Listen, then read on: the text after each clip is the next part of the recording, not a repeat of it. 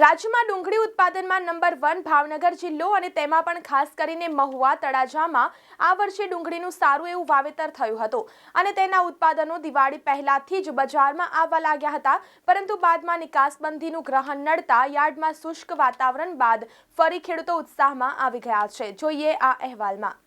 જિલ્લાના ભાવનગર, મહુવા અને તળાજા માર્કેટયાર્ડમાં ડુંગળીની આવક છેલ્લા 1 મહિનાથી દૈનિક રીતે ડુંગળીની આવક રેકોર્ડ બ્રેક વધતી રહી હતી અને ડુંગળીનો ભરાવો ન થાય તે માટે ખેડૂતોને વારંવાર થોડો સમય ડુંગળી ન લાવવા માટે ખાસ સૂચના આપવી પડે તેવી સ્થિતિમાં પણ ખેડૂતોને ડુંગળીના ભાવમાં સરેરાશ મણના 100 થી 250 થી વધુ મળતા ન હતા, જે પોષણક્ષમ ભાવો કરતાં ખૂબ જ ઓછા હતા, જેનું મુખ્ય કારણ ડુંગળીની નિકાસબંધીને કારણે ડુંગળીની લેવાલ ઘટી જતી હતી।